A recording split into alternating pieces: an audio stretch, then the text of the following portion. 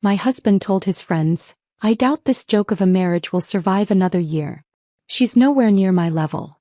They laughed, proud of him. I smiled and said, "Why wait a year? Let's end it today." Then I walked out. That night his best friend sent a message that made my breath catch. "I doubt this joke of a marriage will survive another year. She's nowhere near my level anymore." Dominic's voice carried clearly through the French doors to the patio where I stood frozen with the tray of steaks I'd been bringing out for his Thursday night gathering.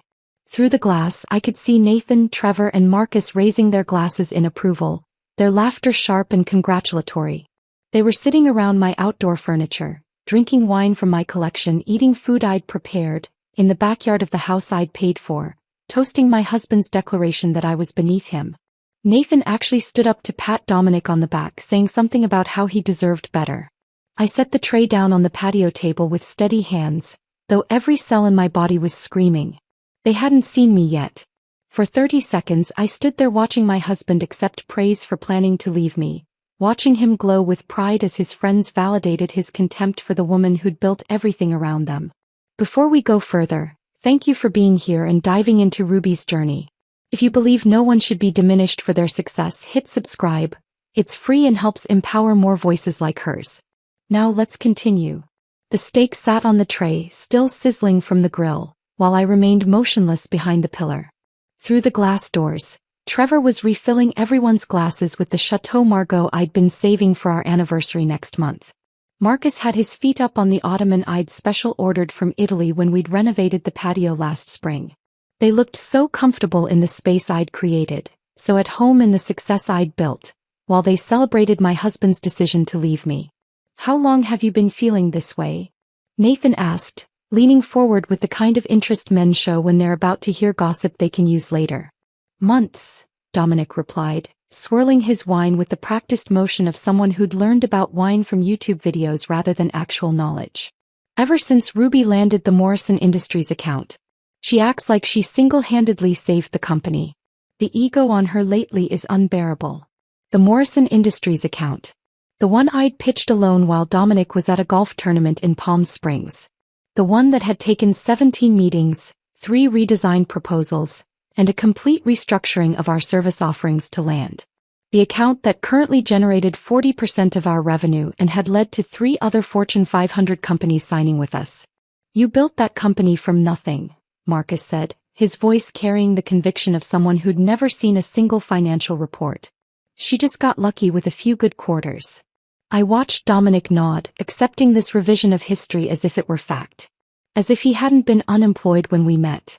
As if I hadn't been running a successful freelance operation that I'd transformed into an agency while he pursued one failed venture after another. The crypto trading platform that lost $60,000. The meal kit subscription service that never launched. The meditation app that couldn't compete with free alternatives. Each failure had eaten into our savings, the savings I'd built, while he promised the next idea would be the one. Trevor stood up to grab another bottle from the wine fridge I'd installed in the outdoor kitchen. "You need someone who appreciates what you bring to the table, Dom. Someone who understands that being a visionary isn't about the day-to-day grunt work. Being a visionary. That's what Dominic called himself at dinner parties while I handled the actual vision of growing our company. He'd corner people with his theories about disrupting industries while I was closing deals, managing staff and answering client calls at midnight. He'd pontificate about leadership philosophy while I led, about strategy while I strategized, about success while I succeeded. "Ruby's changed," Dominic continued, his voice taking on the wounded tone of someone who'd practiced this speech. "She used to support my dreams. Now she just throws numbers in my face. Revenue this, profit margins that. She doesn't understand that business is about more than spreadsheets." Nathan laughed, the sound echoing across the patio I'd designed with the landscape architect. "Sounds like she's become one of those typical corporate drones. No vision, just execution. Just execution." The execution that had taken us from a home office to a downtown suite with 23 employees. The execution that meant Dominic could drive his BMW, wear his designer suits, play golf at the country club, and host these Thursday night gatherings where he apparently discussed how far beneath him I'd fallen. My phone buzzed in my pocket. A text from Sarah, our senior developer. "Morrison Industries loves the new campaign proposal. They're ready to sign the expansion contract tomorrow. You did it again. Tomorrow. I had the biggest meeting of our company's history tomorrow. A contract that would double our revenue and establish us as a major player in the industry. And here was my husband, my business partner, the man whose name sat beside mine on every company document, telling his friends our marriage was a joke. The thing is, Dominic said, pouring himself another glass, his fourth by my count, I've been documenting everything. Every time she makes a decision without consulting me, every time she undermines my authority with the staff. My lawyer says I have a strong case for taking at least half the company, maybe more. His lawyer. Derek Paulson from the country club, the one he told me was just a racquetball partner. They'd been meeting about dividing assets I'd built while I was building them. Smart man, Trevor said, raising his glass again. Get your ducks in a row before she knows what hit her. She won't see it coming, Dominic assured them, his confidence built on wine and the echo chamber of his friend's validation. Ruby thinks she's so smart with her presentations and contracts, but she doesn't understand the real game being played here. The real game. The game where he'd been planning to destroy me while sleeping in my bed, eating at my table, living off my success. The game where he'd convinced his friends and probably himself that I was the lucky one in this marriage. I picked up the tray of steaks, now cooled to the point where they'd need reheating. Through the glass, I watched the four of them, these men who'd eaten at my table dozens of times, who'd celebrated holidays in my home, who'd benefited from my hospitality while apparently believing I was beneath their friends' level. The Thursday night gatherings made sense now. Not poker games or strategy sessions, but planning meetings for my humiliation. Every week while I worked late or traveled for business, they'd been reinforcing Dominic's delusions, feeding his ego, helping him construct a narrative where he was the victim of an ungrateful wife's success. I pushed open the French doors with the tray still in my hands, the steaks now cold and forgotten. Four heads snapped toward me in perfect synchronization, their laughter dying mid-breath. Dominic's crystal tumbler stopped halfway to his lips, the amber liquid inside catching the patio lights I'd strung up last summer. The silence that followed was so complete I could hear the distant hum of our neighbor's pool filter. Ruby.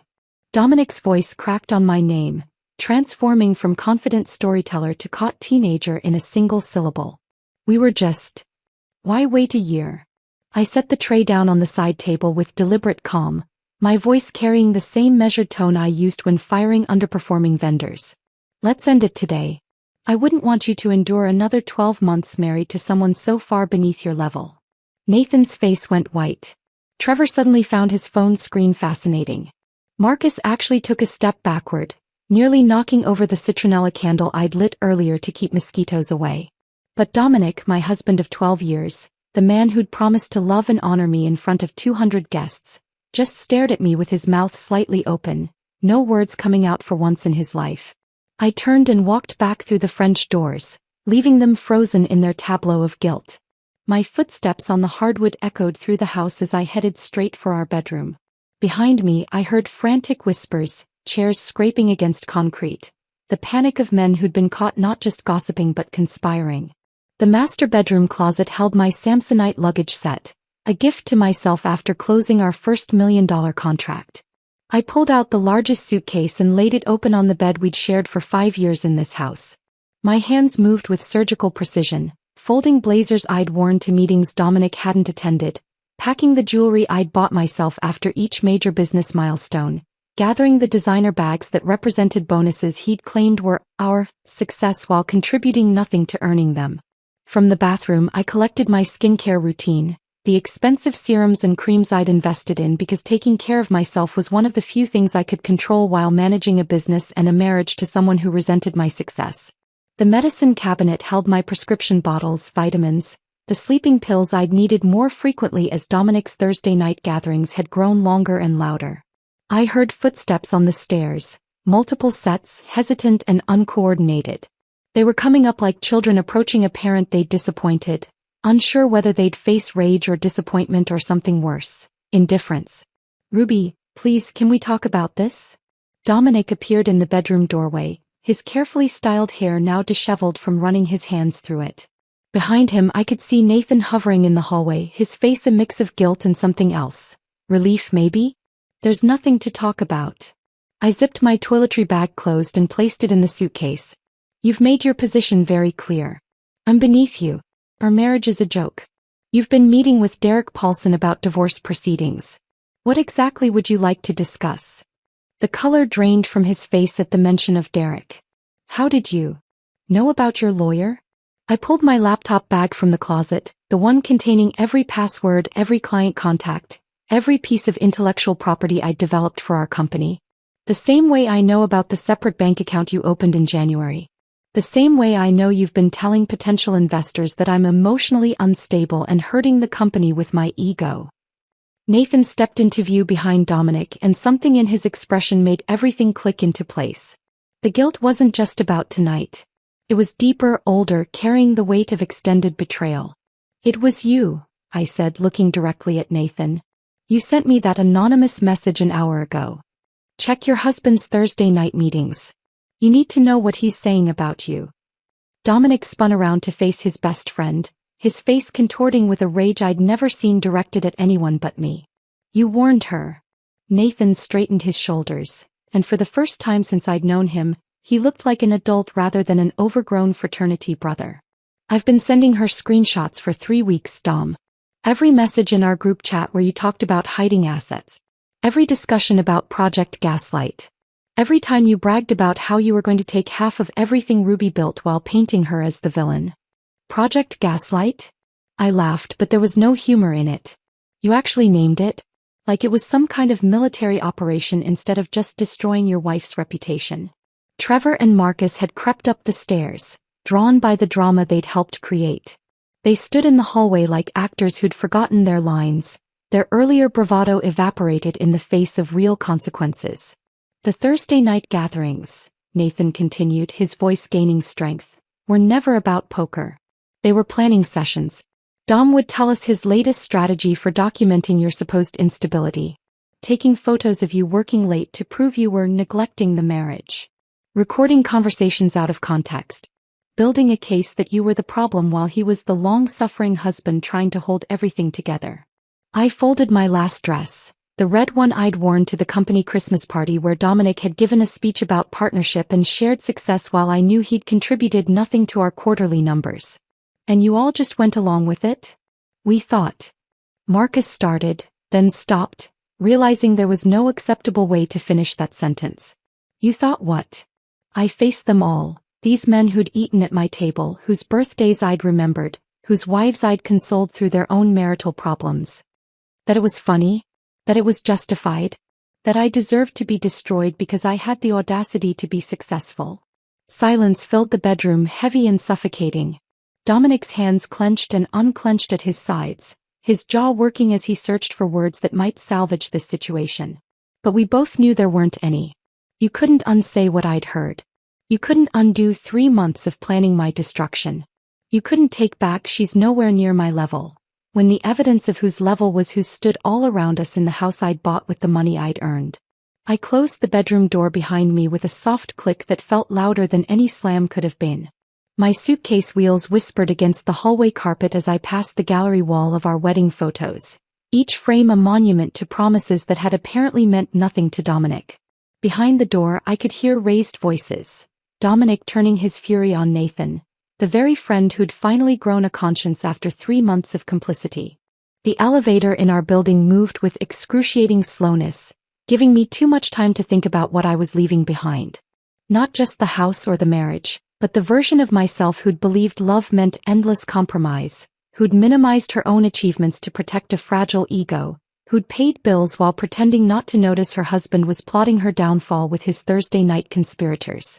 The Marriott downtown blazed against the evening sky, its glass facade reflecting the city I'd conquered one client at a time while Dominic played pretend suit. I walked through the lobby with my shoulders straight, refusing to look like a woman fleeing her home. The desk clerk, a young woman with kind eyes and a professional smile, didn't ask questions when I requested an executive suite for a week, paying with the credit card Dominic didn't know existed. My emergency fund, built from bonuses I'd never mentioned because I'd learned years ago that financial independence was oxygen in a suffocating marriage. The suite on the 23rd floor overlooked the business district where tomorrow I'd still have to face the Morrison Industries executives, pretending my life hadn't just imploded. Floor-to-ceiling windows framed the city lights beginning to twinkle as evening settled over downtown. The space was sterile and perfect. No memories embedded in the furniture, no ghosts of better times haunting the corners, no trace of 18-year scotch or false laughter. My phone had been vibrating continuously since I'd left the house. Dominic's name appeared again and again on the screen, the messages progressing through predictable stages. First, the anger, "You're being dramatic. Get back here now." Then the manipulation, "You misunderstood everything. We need to talk." The false apology, "I didn't mean it the way it sounded." And finally the threats, "You're destroying our company with this stunt. The investors will pull out if they hear about this." I set the phone on the marble bathroom counter and turned on the shower, letting the water heat until steam filled the room. Standing under the rainfall shower head, water cascading over me with a pressure our home shower had never achieved, I finally let myself feel the full weight of what had happened. 12 years. I'd spent 12 years building a life with someone who'd been documenting my destruction, gathering evidence for a war I didn't know we were fighting. The tears came then, mixing with the shower water, my sobs echoing off the marble walls where no one could hear them. I stayed under that water until it ran cold, until my skin was pruned and my eyes were swollen, until I'd cried out not just the betrayal but the humiliation of not seeing it sooner. All those Thursday nights when I'd prepared food for his gatherings. All those mornings when I'd kissed him goodbye before heading to meetings he claimed to support. All those presentations where he'd stood beside me taking credit for work he'd never done. I'd been performing in a play where everyone knew the ending except me. By the time I emerged from the bathroom wrapped in the hotel's plush robe, the sun had fully set. The city below looked different from this height. Smaller, manageable, like a problem that could be solved with the right strategy. I ordered room service, not because I was hungry but because I needed to remember how to take care of myself without considering someone else's preferences. Salmon, not steak. Pinot Grigio, not bourbon. A chocolate soufflé because Dominic had always called dessert unnecessary calories, and I'd forgotten what it felt like to be unnecessary. Patricia Winters answered her phone on the second ring, even though it was past 9 o'clock. Her voice carried the authority of someone who'd been waiting for this call. "I've been expecting to hear from you, Ruby. Nathan Blackstone already sent me an overview of the situation." That stopped me mid-bite of salmon. "Nathan contacted you? 2 hours ago. He wants to make sure you have everything you need to protect yourself in the company. He's prepared to provide sworn testimony about Dominic's financial manipulation and the conspiracy to manufacture evidence of instability." Patricia's tone was matter-of-fact, as if husbands plotting their wives' destruction was just another Tuesday in her world. "Can you meet me at 8 tomorrow morning? My office. Bring any documentation you have. Bank statements, company records, communication logs. Everything."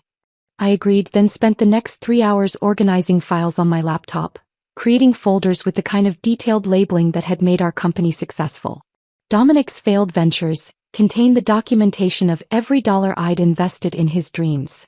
60,000 in crypto platforms, 40,000 in the meal kit service, 30,000 in the meditation app that never launched. Company contributions held every contract I'd negotiated, every client I'd landed, every late night I'd worked while Dominic's office remained dark. Financial manipulation would soon hold whatever Nathan was about to deliver. At midnight, a knock at my door made me freeze. Through the peephole, I saw Nathan standing in the hallway, looking smaller than I'd ever seen him, holding 3 banker's boxes stacked in his arms. His usual swagger was gone, replaced by something that looked like genuine shame. I opened the door without speaking, stepping aside to let him enter. He set the boxes on the coffee table, then stood awkwardly in the center of the suite, his hands shoved in his pockets like a teenager caught shoplifting. "I'm sorry," he said finally. "I know that doesn't fix anything, but I need you to know that watching him poison everyone against you while you were literally keeping the company afloat, it's been eating at me for months." "Then why did you go along with it for so long?" I asked Nathan, genuinely wanting to understand how someone could watch this manipulation unfold week after week and stay silent. He sank into the hotel suite's armchair, running his hands through his hair in a gesture that made him look exhausted. "At first I thought he was just venting. You know how guys complain about their marriages. But then it became something else. He started taking notes during your phone calls, screenshotting your texts out of context, building this whole narrative where you were the villain. And we just let him. I opened the first banker's box, finding manila folders labeled in Dominic's handwriting: financial discrepancies, emotional instability evidence, asset documentation. Inside were printed emails I'd sent him about normal business operations, annotated with his interpretations. A message about working late became proof of marital abandonment. A request to review contracts became controlling behavior. He'd twisted every interaction into evidence for a story that existed only in his mind. This goes back to January, I said, holding up a folder dated 5 months ago. He's been planning this since the beginning of the year. Nathan nodded, unable to meet my eyes. Right after you landed the Samsung contract. That's when he really changed. Before that he could pretend he was equals with you, but that deal made it clear who was really running things. His ego couldn't handle it. The second box contained something worse: photographs. Pictures of me at my desk at 10 p.m., taken through the office window. Screenshots of my LinkedIn posts about company growth, highlighted and annotated with comments about my narcissistic need for attention. Even photos from my sister Claire's birthday dinner, where apparently my 2 glasses of wine were evidence of a drinking problem. He asked us to collaborate, Nathan continued, his voice barely above a whisper. Trevor was supposed to report if he saw you at lunch with any male clients. Marcus tracked your social media for anything that could be twisted.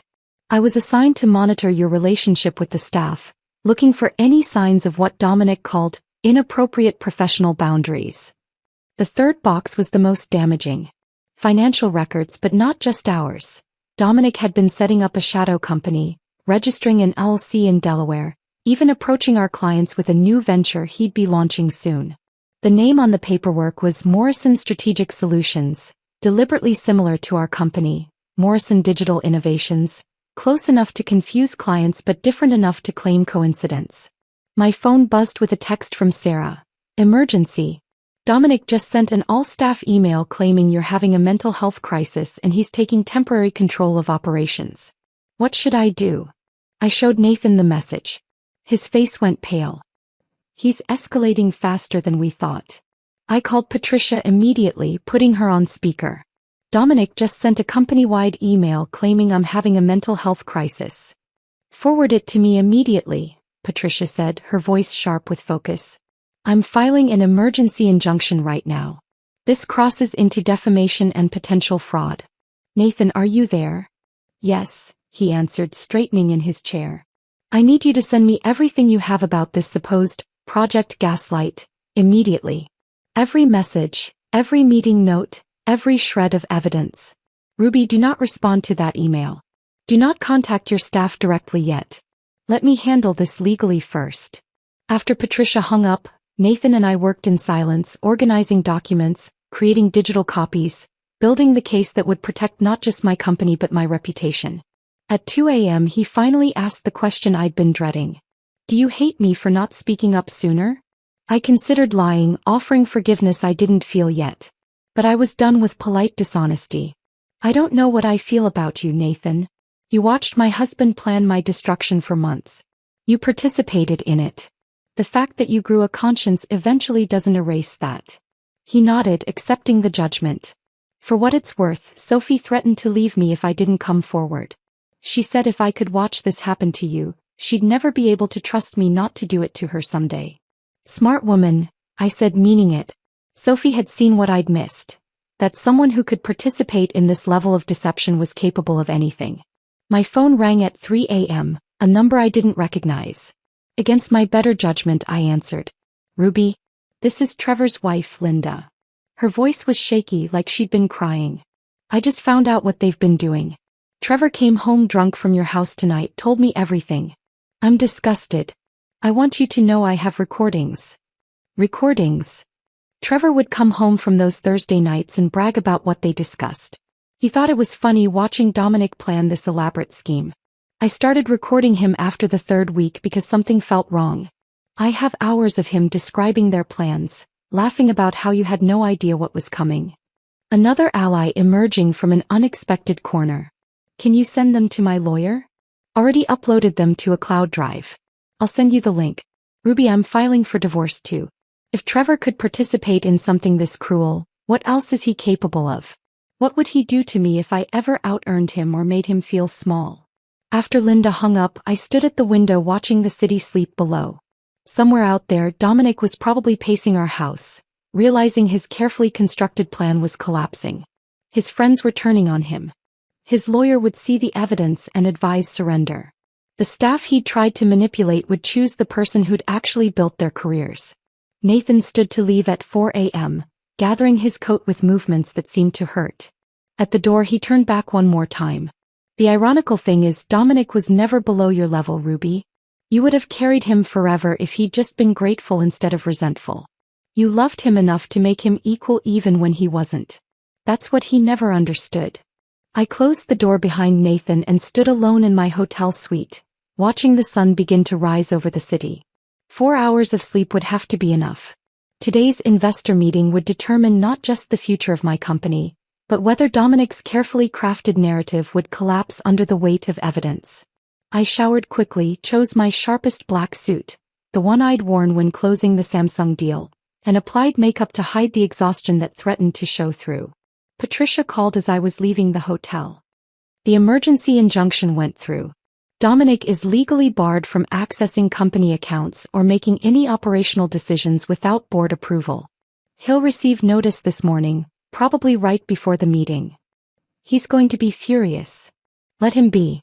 Anger makes people sloppy. I've also sent the evidence package to each board member individually. They'll have had time to review it before you all gather. The office building stood against the morning sky like a monument to everything I'd built. I arrived at 6 a.m., using my key card to enter through the executive entrance. The building was nearly empty, just security and the overnight cleaning crew who nodded in recognition. They'd seen me here at all hours over the years, unlike Dominic, whose badge rarely registered activity before 10 a.m. Nathan was already in the conference room, arranging printed documents with methodical precision. He'd changed clothes but hadn't slept either, judging by the coffee cups already accumulating on the side table. We worked without speaking at first, creating stations of evidence around the room, financial records at one end, client testimonials at another, the Project Gaslight documentation prominently displayed where Dominic would have to face it. He'll try to spin this as a marital dispute that shouldn't affect business, Nathan said, adjusting the projection screen. That's his opening move. Make it personal, not professional. And when he does? That's when you show slide 17, his LLC filing for the competing company. Nothing says professional betrayal like trying to poach your own clients while still drawing a salary. Sarah arrived at 8 a.m. with her laptop and a grim expression. Half the staff is ready to testify if needed. The other half is updating their resumes in case this goes badly. It won't go badly, I said with more confidence than I felt. Not for them anyway. The board members began arriving at 9:30 a.m. Margaret Chin first, her expression unreadable as she nodded to me before taking her seat. James Harrison from our biggest client account, technically not a board member but invited given his company's stake in our stability. 2 other investors, Robert Kim and David Okonkwo, both of whom had questioned Dominic's contributions during previous meetings only to be met with his deflection and my diplomatic interventions. At 9:55 a.m., Patricia entered and sat beside me, her presence a clear signal that this was no longer just a business discussion. The legal implications hung in the air like a threat. At exactly 10 a.m., Dominic walked in wearing the Tom Ford suit I'd bought him for our 10th anniversary, the one he'd worn to accept an industry award for work I'd done while he was in Cabo. His cologne preceded him, the same expensive scent he'd worn to every meeting where he'd taken credit for my achievements. He paused when he saw the room's configuration. Nathan beside me instead of with him, Patricia's presence, the board's serious expressions. His eyes found Nathan, and the look that passed between them could have frozen fire. Nathan didn't flinch, though I saw his jaw tighten. Dominic recovered quickly, his salesman's smile sliding into place as he took his seat. I appreciate everyone gathering on short notice, Dominic began, pulling out note cards he'd obviously prepared. I know there have been concerns about recent disruptions to our leadership structure. I want to assure you that despite my wife's current emotional state. I'll stop you right there, Margaret Chin interrupted, her voice cutting through his performance like a blade. We've reviewed the documentation provided by Mrs. Morrison's legal counsel. Your claims about her mental state appear to be not just unfounded but deliberately fabricated. Dominic's smile flickered. I understand Ruby has painted a certain picture. The picture was painted by your own messages, Mr. Morrison. David Okonkwo held up a printed screenshot. This group chat where you discuss Project Gaslight? Where you strategize about documenting false evidence of instability. These are your words, are they not? I clicked to the first slide of my presentation, displaying Dominic's message from 6 weeks ago. Keep documenting everything. We need to show a pattern of erratic behavior even if we have to create it. The room went silent. Dominic's face cycled through emotions. Shock that his private messages were exposed, anger at Nathan's betrayal, and finally, the desperate calculation of someone trying to salvage an unsalvageable situation. Those messages were taken out of context, he tried. Nathan clearly has his own agenda here. My agenda, Nathan spoke for the first time, his voice steady, is making sure the truth is known. For 3 months, I watched you plan to destroy the woman who built this company while you contributed nothing but obstruction and stolen credit. You were part of it. Dominic burst out, revealing more than he intended. You sat there every Thursday participating, encouraging. Yes, Nathan said simply. I did. And I was wrong. The difference is I'm trying to make it right. I advanced to the next slide. Financial records showing every major contract, color-coded by who had actually closed the deal. My column was solid blue. Dominic's was empty white space. Over the past 24 months, I began, my voice carrying the authority I'd earned through actual achievement. I've personally closed 17 major contracts totaling $32 million in revenue. During that same period, Mr. Morrison has closed 0 contracts while drawing a salary of $400,000 annually. James Harrison leaned forward. Ruby, we need to be clear about something. Harrison Tech has never considered Dominic a factor in our decision to work with your company. Every strategic discussion, every campaign adjustment, every innovation has come from you. We've tolerated his presence in meetings out of respect for you, but he's never contributed a single valuable insight. The blood drained from Dominic's face as he realized his largest client had just publicly dismissed his entire professional existence. Dominic's mouth opened and closed silently, searching for words that could counter James Harrison's dismissal. The conference room felt smaller suddenly, the walls closing in on a man who'd just discovered his professional reputation was a fiction only he believed. I clicked to the next slide showing the registration documents for Morrison Strategic Solutions, his shadow company designed to steal our clients. This concludes my presentation, I said, my voice steady despite the adrenaline coursing through me. The board has all the evidence needed to make an informed decision about the company's future leadership structure. Derek Paulson, Dominic's own attorney, had been silent throughout the presentation, his expression growing increasingly grim with each revealed document. Now he leaned forward, addressing his client with the detached professionalism of someone cutting their losses.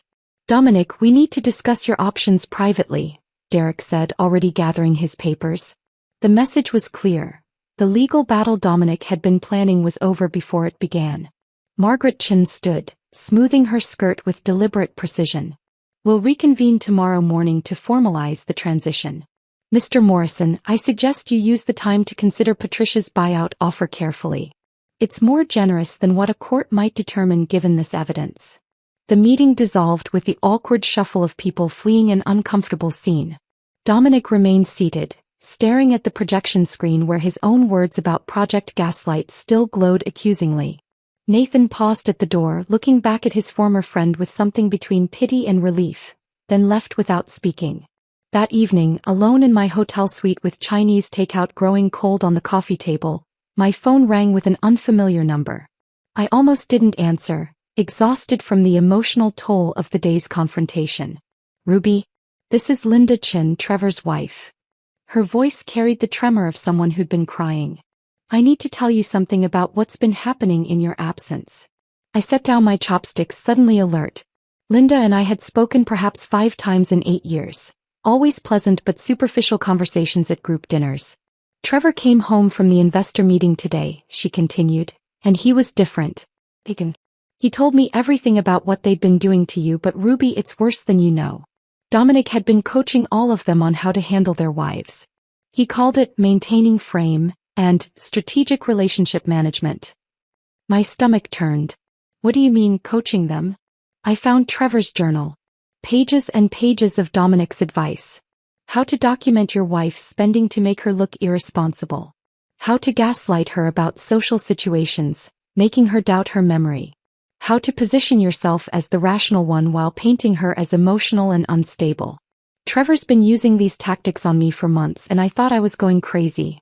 The parallel destruction of marriages. Dominic hadn't just been planning my downfall. He'd been teaching his friends to destroy their own wives' confidence and credibility. A masterclass in manipulation disguised as Thursday night poker games. I showed Trevor the journal, Linda continued, her voice stronger now. Made him read his own words back to me. The look on his face when he realized what Dominic had turned him into. Ruby, I've never seen my husband cry before today. What's he going to do? He's cutting Dominic out completely. He's also agreed to couples counseling, though I'm not sure our marriage will survive this. How do you rebuild trust when someone's been systematically undermining you with coaching from your friend?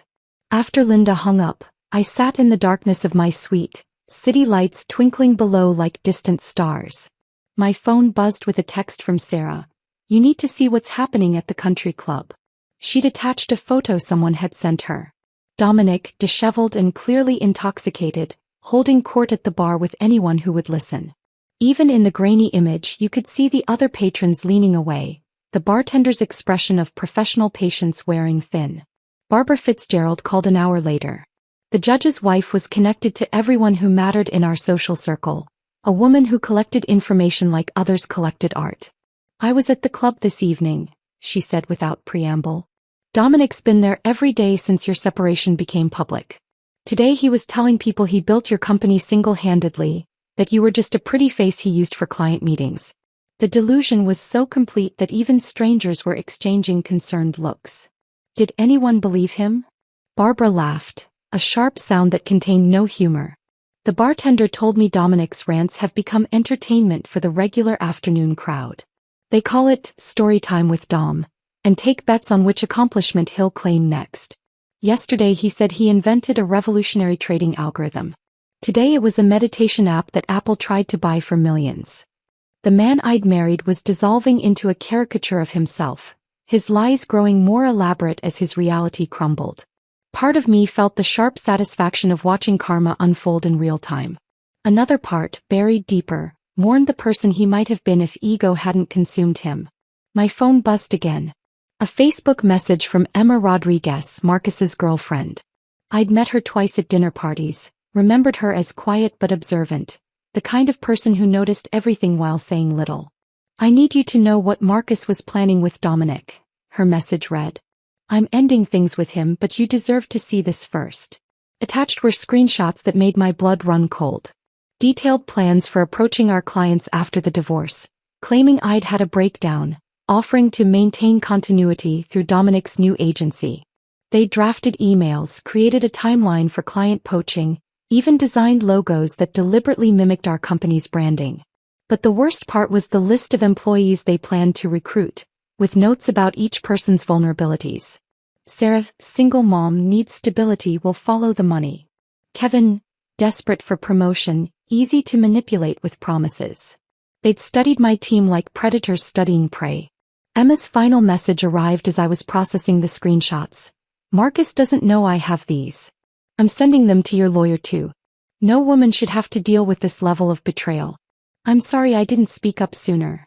The fumbling attempt at corporate theft would have been pathetic if it wasn't so malicious. I forwarded Emma's screenshots to Patricia immediately, my fingers steady despite the rage burning through my chest. The evidence of planned corporate theft transformed our civil divorce into something potentially criminal. Patricia responded within minutes. This changes everything. We're adding fraud charges to our leverage. He'll have to accept whatever terms we offer now. 6 months crawled by with the painful slowness of recovery. I moved from the hotel suite to a furnished apartment downtown, needing space that had never known Dominic's presence. The company stabilized and then thrived without his interference, landing 3 new major clients who'd been hesitant to commit while our leadership situation remained uncertain. Nathan proved himself invaluable as director of operations, his guilt driving him to work harder than anyone else, though I still couldn't look at him without remembering those 3 months of complicit silence. The morning of our divorce finalization arrived gray and drizzling, weather that matched the strange melancholy of officially ending something that had been dead for months. I dressed carefully in a new suit, one Dominic had never seen, applying makeup that emphasized strength rather than softness. Patricia met me in the lobby of her building, her expression professionally neutral but her hand briefly squeezing my shoulder in support. The conference room smelled of leather and old coffee, windows overlooking the city where I'd rebuilt my life. Dominic was already there when we entered and the transformation stopped me mid-step. The man who'd once strutted through life in Tom Ford suits now wore a basic button-down from Target, wrinkled at the elbows. His face had thinned dramatically, 40 pounds gone along with his delusions of grandeur. The BMW he'd loved more than our marriage had been replaced with a decade-old Honda, according to Patricia's investigator. His hands shook as he held the pen. His attorney, the third one he'd hired after Derek dropped him and the second quit, looked like someone fresh from law school, probably working for a fraction of what Derek had charged. The young man kept checking his notes, clearly overwhelmed by Patricia's presence and the mountain of evidence we'd compiled. "The terms remain as discussed," Patricia said, sliding the final settlement across the table. "Mrs. Morrison retains full ownership of Morrison Digital Innovations, all associated intellectual property, the house and all investment accounts. Mr. Morrison receives his personal belongings, the cryptocurrency wallets from his failed ventures, and his grandfather's watch. No alimony. No future claims on the business. The non-compete clause stands for 5 years within the digital marketing industry." Dominic's signature looked like a child's scrawl, nothing like the confident flourish he'd once used on contracts he hadn't earned. He couldn't meet my eyes, staring instead at the table where his dreams of stealing half my empire had died. When he finally spoke, his voice was barely a whisper. "I know you won't believe me, but I'm sorry." I looked at him, then really looked at him, this hollow shell of the man who'd once charmed me with false confidence and borrowed dreams. "You're right," I said quietly. "I don't believe you." He signed the last page and left without another word, his footsteps echoing down the hallway like a funeral march for the person he'd pretended to be. 2 weeks later, the Forbes journalist arrived at our offices with a photographer and an agenda to tell what she called the story of the year. Catherine Wells was sharp-eyed and direct, the kind of reporter who saw through surface presentations to find deeper truths. She didn't want to hear about quarterly projections or market strategies. She wanted the raw truth about discovering betrayal and transforming it into fuel for success. "Tell me about the night you found out," she said, her recorder placed between us on the conference table where Dominic had once claimed my achievements as his own. I told her everything. The Thursday night gathering where I'd stood holding stakes while my husband called our marriage a joke. Nathan's conscience finally awakening after 3 months of complicity. The Project Gaslight documents that revealed systematic planning to destroy my reputation. The way my team had rallied around me while Dominic's friends abandoned him one by one. "What strikes me," Catherine said, making notes in shorthand I couldn't read, "is that you didn't seek revenge. You simply revealed the truth and let consequences unfold naturally. The best revenge is building something so successful that the person who tried to destroy you becomes irrelevant," I replied. Dominic thought I was beneath his level. Now he's working at a startup in Buffalo while I'm running a company valued at $12 million. The universe has its own sense of justice. Her article would run with the headline, "How Ruby Morrison Built a Digital Empire While Divorcing Dead Weight," and reached 2 million readers in its first week. My inbox flooded with messages from women sharing similar stories, thanking me for showing them what survival looked like when transformed into success. A month after the divorce finalized, a handwritten letter arrived at the office, forwarded from an address in Buffalo. Dominic's handwriting, shaky now where it had once been confident, filled 3 pages with what he probably thought was an apology. But even in his attempt at remorse, the delusion persisted. He wrote about our success, about how he'd helped build the company, about being a victim of circumstances, rather than the architect of his own destruction. He actually suggested that maybe once emotions had cooled we could discuss him consulting for the company. His expertise he claimed could still add value. I filed the letter in a folder marked evidence/closed, and locked it in the bottom drawer of my desk. Not because I needed it anymore, but as a reminder that some people could stand in the ruins of their own making and still believe they were the hero of the story. The company holiday party that year took place at Vincenzo's, the Italian restaurant where Dominic had once held court with clients he hadn't earned. I'd reserved the entire upper floor, wanting to celebrate not just our financial success but our collective survival. Sarah had organized everything perfectly, from the wine selection to the seating arrangements that kept the most talkative employees strategically separated. As dinner wound down and wine loosened tongues, Sarah stood to make a toast. I expected something about quarterly numbers or client wins. Instead, she raised her glass with tears in her eyes. To survival, she said simply. And to leaders who earn their titles instead of stealing them. The toast hung in the air as glasses clinked around the restaurant's upper floor. Then unexpectedly, our CFO Margaret stood up, her voice wavering with emotion I'd never seen from her in 5 years of working together. Since we're sharing, she began, gripping her wine glass like an anchor, my ex-husband convinced me I was terrible with numbers. Me. With a master's degree in accounting. He'd check my work, question every calculation, make me doubt myself until I nearly quit finance altogether. It took 2 years of therapy after our divorce to realize he was threatened by my salary being higher than his. Kevin, our lead developer, cleared his throat. My college girlfriend used to introduce me as playing with computers when I was building the app that eventually sold to Microsoft. She said real jobs required wearing suits. The stories poured out like water through a broken dam. Every person in that room had been diminished by someone who claimed to love them. We weren't just colleagues anymore. We were survivors of the same war fought on different battlefields. The evening transformed from a corporate celebration into something deeper.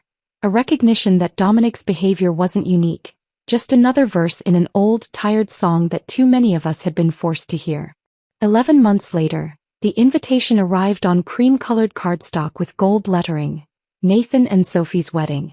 I'd debated attending, the wound of his complicity still tender despite his eventual help. But Sophie had called personally, her voice warm and genuine. You saved us both, she'd said. Nathan from becoming someone I couldn't love, and me from marrying that person. The ceremony took place at a vineyard outside the city, rows of grapes stretching toward mountains painted purple by the setting sun. I sat 3 rows back, close enough to see but not so close as to claim a friendship we no longer had. Nathan looked nervous in his navy suit, constantly adjusting his tie until Sophie appeared at the end of the aisle, radiant in simple ivory silk. During the reception, after the traditional toasts from family, Nathan stood unexpectedly, tapping his champagne flute for attention. The tent fell silent, 200 guests turning toward him with expectant smiles. But his eyes found mine across the room and I knew this speech wasn't for them. Before I talk about Sophie, he began, his voice carrying the weight of practiced words, I need to address something. 11 months ago I participated in something shameful. I watched a friend plan to destroy his wife's reputation and career, and I not only stayed silent, I helped. I took screenshots. I documented conversations. I enabled a man's delusions because it was easier than confronting the truth. The silence in the tent became absolute. Sophie stood beside him, her hand on his arm, her expression proud rather than embarrassed. Ruby Morrison is here tonight, Nathan continued, and head swiveled to find me. She built an empire while her husband planned her downfall. She showed grace when I finally found my conscience at the 11th hour. But the real hero of this story is my wife, Sophie, who told me that night that if I didn't warn Ruby immediately, she would leave me. She said, and I'll never forget this, if you can watch this happen to her, how do I know you won't do it to me someday? The applause started slowly, then built to something thunderous. Sophie kissed Nathan's cheek, whispered something that made him smile, and I raised my glass in acknowledgement of an apology I hadn't expected but somehow needed. Later, as the band played and couples swayed under string lights, Sophie found me at the bar. He tortures himself about those 3 months, she said quietly. Wakes up sometimes asking what would have happened if he'd spoken up sooner. What happened happened, I replied, meaning it. We all got where we needed to be. 3 weeks later, planning Mom's 70th birthday party became my focus. The country club's event coordinator, the same woman who'd handled Dominic's and my anniversary party 2 years ago, didn't mention the irony as we selected menus and flower arrangements. The grand ballroom would host 80 guests, 3 generations of Morrison women and the people who'd supported us through triumphs and disasters. The night of the party, Mom stood at the center of the room in elegant navy, surrounded by her sisters, my cousins, my teenage niece Lily who'd just won a coding competition. Looking at them, I saw our family's evolution. My grandmother's generation who'd been told to be grateful for any opportunity, my mother's generation who'd worked twice as hard for half the recognition, my generation fighting for equality while juggling tradition, and Lily's generation who simply expected fairness as their birthright. Mom pulled me aside near the dessert table, champagne making her more honest than usual. "I saw it, she said quietly. "How Dominic dismissed your achievements, took credit for your work. I should have said something. Why didn't you?" She looked across the room at my father, steady and supportive after 45 years. "My generation was taught that marriage was private, that interference caused more harm than help. I was wrong. Watching you rebuild, seeing you thrive, I should have spoken up when he first started diminishing you." "I might not have listened," I admitted. "Sometimes we need to discover truth ourselves." Tuesday afternoon, 3 weeks after Mom's party, I was selecting olive oil at Whole Foods when I saw him. Dominic stood in the pasta aisle, comparing prices on generic brands with the focus of someone counting every dollar. His suit from Target had seen better days, the hem of his pants slightly frayed. The wedding ring I'd placed on his finger 5 years ago was gone, leaving a pale indent on his tan line. He looked up, our eyes meeting across 15 feet of organic produce and broken promises. For a moment he started to move toward me, his mouth opening as if to speak. But something in my expression, not hatred, not anger, just complete indifference, stopped him mid-step. I looked through him as if he were transparent, then returned to examining olive oil labels. He abandoned his half-full cart in the aisle and walked quickly toward the exit, his shoulders hunched like someone fleeing a crime scene.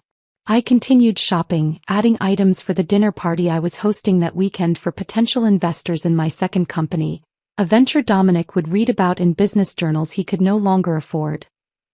If Ruby's rise from betrayal to brilliance had you hooked till the last line, smash that like button right now. My favorite moment was when she looked through Dominic in that grocery aisle. Pure, quiet power. What was your favorite scene? Tell me in the comments below. And don't miss more stories of strength, justice, and sweet redemption.